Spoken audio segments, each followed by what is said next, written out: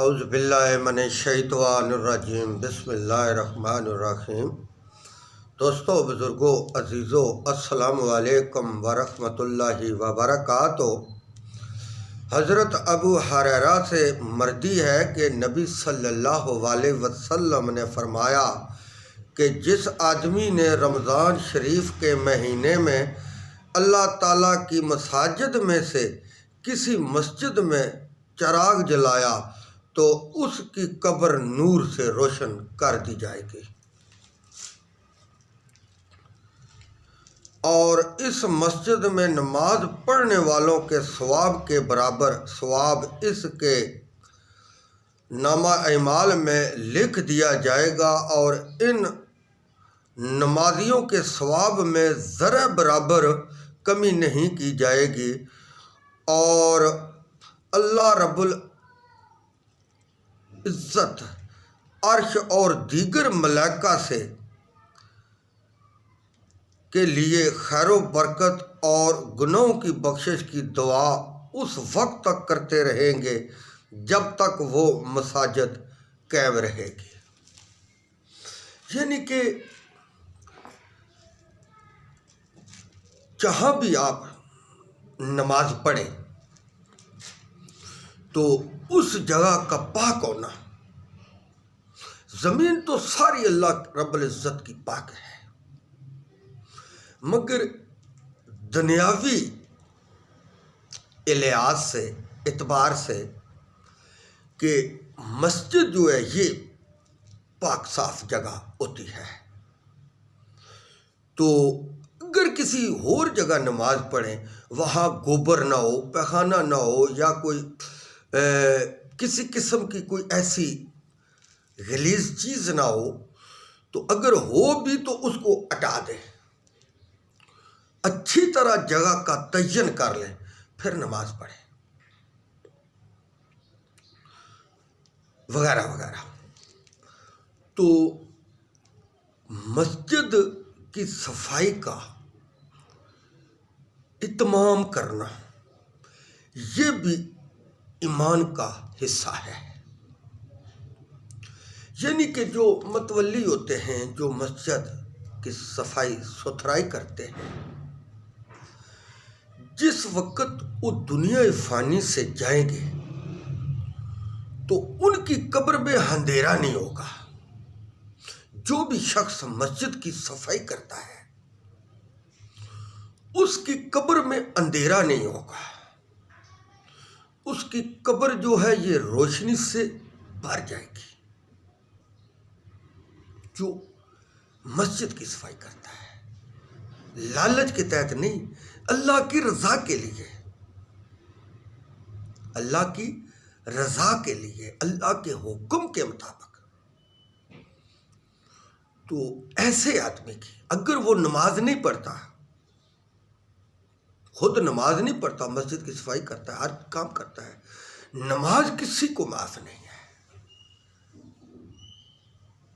کسی کو بھی، جو بھی انسان جن ان سے ہے، ان کو نماز معاف نہیں ہے، کسی صورت معاف نہیں ہے، تو اس کو بھی نماز پڑھنی چاہیے۔ اگر متولی ہے، مسجد صاف کرتا ہے، مسجد کی ستھرائی کا کام کرتا ہے، مگر وہ نماز نہیں پڑھتا تو وہ بھی گناہ گار ہوگا۔ مگر جو مسجد کے خادم ہوتے ہیں ان کے ساتھ بدتمیزی سے پیش آنا، یا ان کے ساتھ کوئی کسی قسم کی زیادتی کرنا، کیونکہ یہ اللہ کے نوکر ہوتے ہیں،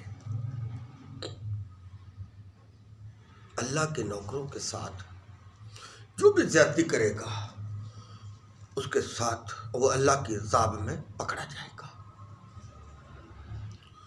تو مسجد بات کرنے کا اصل مقصد یہ ہے کہ جیسے کہ آج کل کہتے ہیں کہ خانہ کعبہ فلاں بزرگ کے استقبال کے لیے آگے چلا گیا، فلاں بزرگ کا طواف کیا، یہ سب من گڑت باتیں ہیں، ان کا کوئی تعلق نہیں دین سے، ان باتوں کا نہ شریعت سے کوئی ان کا تعلق ہے، یا نہ کوئی یہ معلوم ہوتی ہے۔ خانہ کعبہ ایک مسجد ہے جس طرح کے عام مسجد ہے، ایک مسجد ہے۔ اللہ رب العزت نے حکم دیا حضرت ابراہیم علیہ السلام کو، خانہ کعبہ تیار کرو۔ جب خانہ کعبہ تیار ہو گیا تو اللہ نے حکم دیا کہ تم اعلان کرو یہ اللہ کا گھر ہے، اس کا حج کرو، یہاں آ کر حج کرو، اس کا حج نہ کرو، اللہ کا حج کرو۔ کلمہ، حج، زکوٰۃ، نماز، روزہ، یہ اللہ رب العزت نے فرض کر دیا ہے حج۔ تو لوگوں کا سلسلہ، حج کرنے کا سلسلہ جاری ہو گیا، یہ اللہ نے حکم دیا۔ ویسے اگر اللہ حکم نہ دیتے تو طواف کون کرتا؟ کوئی بھی نہ کرتا۔ ہم حج کرنے کے لیے جاتے ہیں کیونکہ یہ اللہ نے حکم دیا ہے کہ خانہ کعبہ کے ارد گرد طواف کرو۔ طواف ہم اللہ کے لیے کرتے ہیں، خانہ کعبہ کے لیے نہیں ہم کرتے، نہ خانہ کعبہ کی ہم عبادت کرتے ہیں۔ یہ اللہ نے حکم دیا کہ وہاں جا کر حج کرو، ایک جگہ مخصوص کر دی، ایک جگہ مخصوص کر دی، یہاں سب مسلمان آ کر حج تم پر اللہ نے فرض کر دیا۔ ہر زمانے کے نبی، پیغمبر، رسول یہ لوگوں کو حکم دیتے رہے کہ آپ حج کریں، یہ اللہ کا حکم ہے۔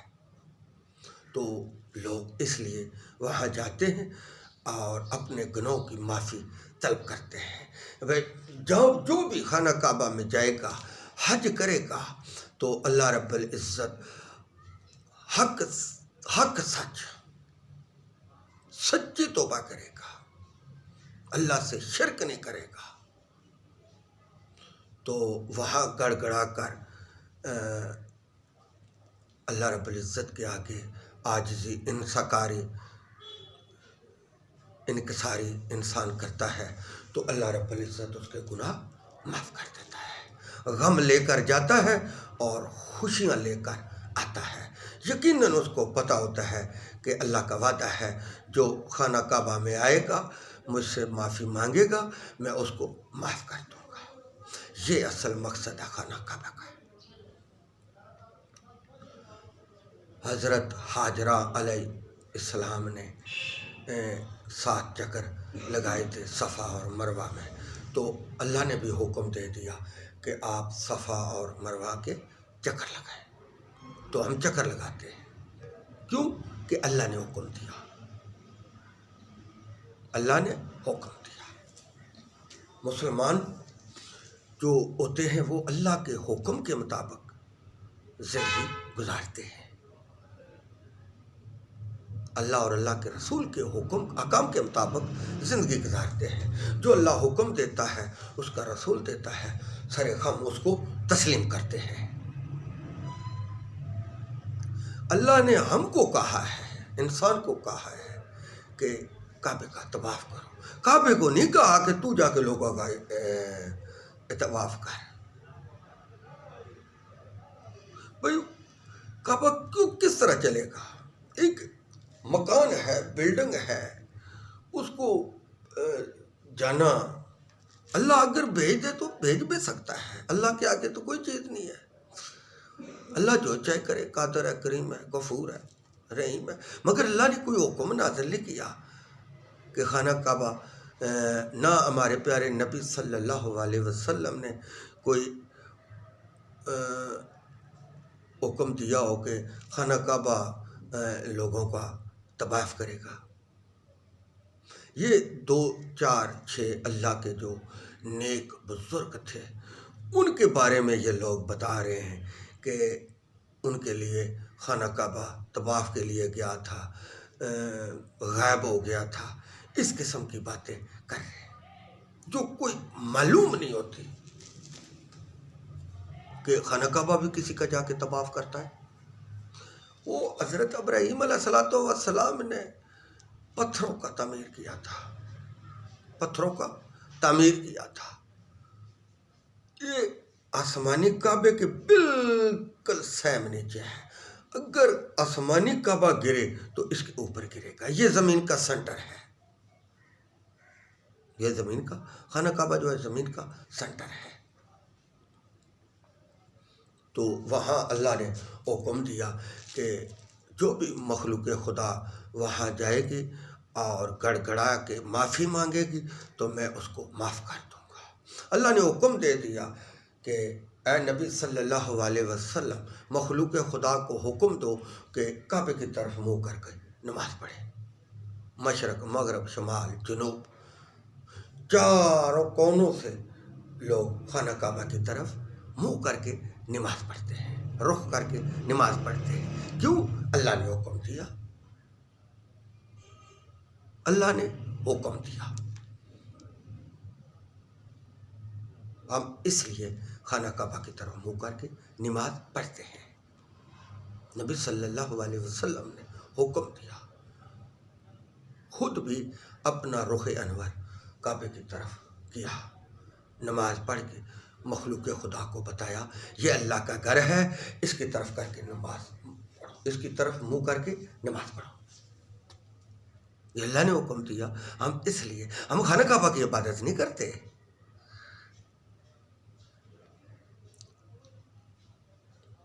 یہ ہمیں اللہ نے حکم دیا۔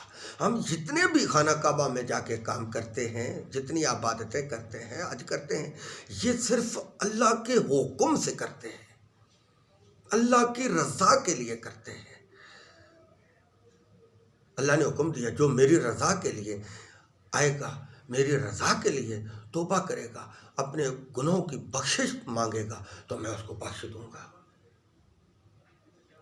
ہم وہاں مسلمان بہن بھائی بچے اس لیے ادھر اکٹھے ہوتے ہیں کہ ہم کو اللہ نے حکم دیا۔ یہ کوئی بات معلوم نہیں ہوتی کہ خانہ کعبہ لوگوں کا طواف کرے۔ اللہ نے ہم کو حکم دیا کہ آپ جا کر وہاں طواف کریں، اور ہم کہہ رہے ہیں کہ خانہ کعبہ لوگوں کا طواف کر رہے ہیں۔ یہ کچھ بات معلوم نہیں ہوتی۔ تو اس لیے اللہ رب العزت سے معافی مانگنی چاہیے ہر وقت، ہر وقت اللہ کو یاد کرنا چاہیے، ہر وقت اللہ کو یاد کرنا چاہیے۔ اللہ کی یاد دل میں ہونی چاہیے اور کسی کی یاد دل میں نہیں ہونی چاہیے۔ اللہ کا حکم ماننا چاہیے، اللہ کے رسول کا حکم ماننا چاہیے۔ اللہ نے کہا ہے میرا حکم مانو، میرے نبی کا حکم مانو۔ بدقسمتی سے ہم گمراہ اس وقت ہوئے جب ہم نے لوگوں کی شانیں بیان کرنا شروع کر دی۔ آپ دیکھ لیں 1,24,000 پیغمبر کم و بیش اللہ رب العزت نے اس دنیا میں بھیجے۔ صحابہ کرام، تبا تبعین اور بہت بہت پائے کے ولی اللہ گزرے ہیں۔ کسی نے بھی یہ دعویٰ کیا کہ خانہ کعبہ نے ہمارا طواف کیا؟ نہیں کیا۔ یہ اللہ نے حکم دیا ہے کہ آپ خانہ کعبہ کا طواف کریں، میں حکم دے رہا ہوں کہ وہاں جا کر طواف کریں۔ خانہ کعبہ کو نہیں اللہ نے حکم دیا کہ تو جا کے لوگوں کا طواف کر۔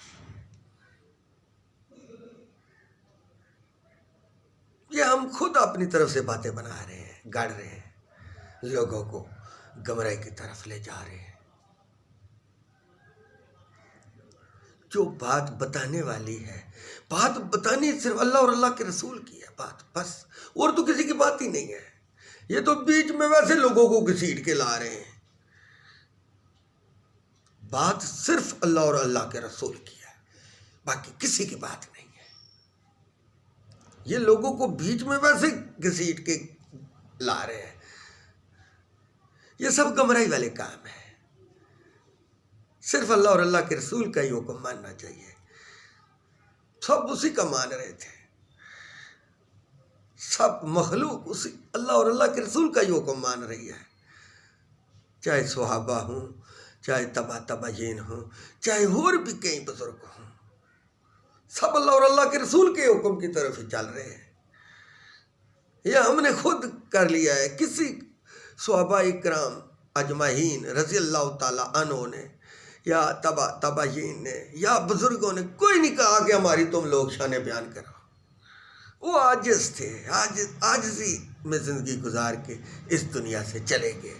یہ ہم نے خود ان کی شان بیان بلند و بالا کرنی شروع کر دی ہیں۔ انہوں نے کوئی نہیں کہا کہ ہماری تم شان بیان کرو، وہ تو عاجز تھے، عاجزی کے ساتھ اس دنیا سے چلے گئے۔ انہوں نے کسی کو نہیں کہا کہ ہمارے مزار پر آئیں اور لنگر پکائیں اور یہ کریں وہ کریں، چادریں ڈالیں، یہ ہم خود کر رہے ہیں۔ انہوں نے کچھ کسی کو نہیں کہا۔ یہ جو کتابیں لکھی گئی ہیں یہ انہوں نے خود ہی لکھی ہیں، بزرگوں نے ایسی کوئی کتاب نہیں لکھی یا اس میں کچھ درج نہیں کیا کہ تم آؤ ہمارے مزاروں پر آؤ، رو پٹو اور جو ہے نا معافیاں مانگو، یہ کرو وہ کرو، دعا تری، یہ خود ہم کر رہے ہیں۔ انہوں نے کسی کو نہیں کہا، نہ کسی کتاب میں انہوں نے لکھا ہے۔ وہ تو عاجزی ظاہر کرتے رہے، عاجزی ظاہر کرتے رہے۔ انہوں نے کسی کو نہیں کہا، یہ ہم خود کر رہے ہیں، کھانے پینے کے لیے، لوگوں کو گمراہ کرنے کے لیے۔ سب کی بات میں نہیں کر رہا، جو اس طرف زیادہ زور دے رہے ہیں اور زیادہ اچھل رہے ہیں، زیادہ تڑپ رہے ہیں، بد کلامی پر اتر آئے ہیں، تہذیب ختم کر رہے ہیں، ہم ان لوگوں کی بات کر رہے ہیں۔ ہم جو ہمارے بڑے علماء ہیں، پائے کے علماء ہیں، جو اس چیز سے بالکل بالا تر ہیں، پرہیز کرتے ہیں، ہم ان کی بات نہیں کر رہے ہیں۔ ہم بات ان کی کر رہے ہیں جو زیادہ شور شرابہ کر رہے ہیں۔ عقل مند وہی شخص ہوتا ہے، عقل مند وہی عالم ہوتا ہے جو اللہ اور اللہ کے رسول کے احکام کے مطابق خود بھی زندگی گزارے اور لوگوں کو بھی اس کی ترغیب دلائے، خود بھی نیکی کے کام کرے اور لوگوں کو بھی نیکی کے کام بتائے۔ یہ تو ہم نے چھوڑ دیا، ہم تو صرف بس شور شرابہ ہی کرتے ہیں، شور شرابہ، بس عمل ہمارا کچھ بھی نہیں۔ شور شرابے پر ہم نے زیادہ زور دیا ہوا ہے۔ بھائی جان، اگر میرے منہ سے کوئی غلط بات نکل گئی جو مجھے نہیں کرنی چاہیے تھی تو میں اس کے لیے معذرت خواہ ہوں۔ سیدھا راستہ وہی ہے جو اللہ اور اللہ کے رسول نے بتایا، اور یقیناً وہی شخص عقل مند ہے اور سیدھے راستے پر ہے جو اللہ اور اللہ کے رسول کے احکام کے مطابق زندگی گزارتا ہے اور اس دنیا سے چلا جاتا ہے۔ وہی راستہ سیدھا ہے جو اللہ اور اللہ کے رسول نے بتایا، باقی سب راستے ٹیڑھے ہیں، ان کی کوئی حیثیت نہیں۔ پھر پھرا کے جنت میں یعنی دوزخ کا مزہ چکھ کر وہی شخص عقل مند ہے جو اللہ اور اللہ کے رسول کے احکام کے مطابق زندگی گزار کر اس دنیا سے چلا جاتا ہے۔ وآخر دعوانا ان الحمد للہ رب العالمین۔